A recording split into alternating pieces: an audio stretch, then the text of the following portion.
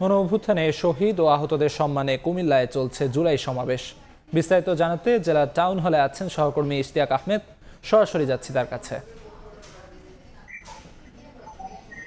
আজ বিকাল ৩টায় কুমিল্লা যে ছাত্র আন্দোলনের সময়, জুলাই আন্দোলনের সময় যারা শহীদ হয়েছে, যেমন যারা আহত হয়েছেন, তাদের পরিবারকে সম্মাননা দেওয়ার জন্য জুলাই সমাবেশ অনুষ্ঠিত হচ্ছে। আমি দাঁড়িয়ে আছি কুমিল্লা নগরীর শিল্পকলা একাডেমিতে, যেখানে এই অনুষ্ঠানটি শুরু হয়েছে বিকাল 4:30 নাগাদ। এবং এই সমাবেশে এই মুহূর্তে আমরা দেখছি যে ছাত্র আন্দোলনের যিনি সমন্বয়ক আব্দুল্লাহ রয়েছেন, তার পাশাপাশি কিন্তু রাজনৈতিক দলের নেতৃত্বরা কিন্তু এখানে কিন্তু অবস্থান করছেন। তার এবং বিশেষ ছাত্র জনতা রয়েছে, তারা কিন্তু মধ্যে অবস্থান করছেন।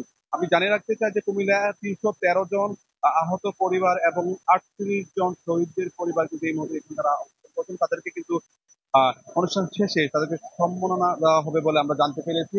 এবং এখানে আমরা এটাও জানতে পেরেছিলাম যে আজকে যে জুলাই সমাবেশ অনুষ্ঠানটি, সেখানে কিন্তু প্রধান অতিথি হিসাবে উপস্থিত থাকার কথা ছিল আহ যিনি স্থানীয় সরকার ও পল্লী উন্নয়ন মন্ত্রণালয়ের উপদেষ্টা এবং আসিফ মাহমুদ। তিনি কিন্তু কোনো একটা কারণে তিনি আসতে পারেনি, এবং তিনি কিন্তু বৈষম্য ছাত্র আন্দোলনের আরেক সমন্বয়ক সাদিক আলমে কিন্তু আসার কথা ছিল, কিন্তু তিনি কিন্তু পারেনি।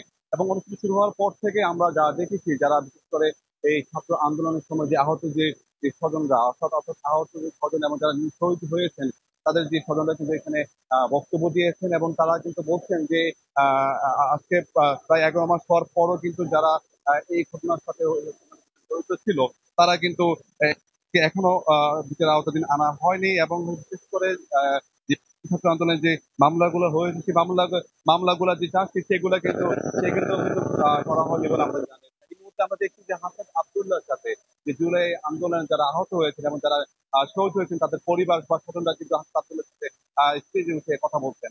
তো এই সময় এই ছিল আমার কাছে সর্বশেষ কুমিল্লা শিল্পকলা একাডেমি থেকে।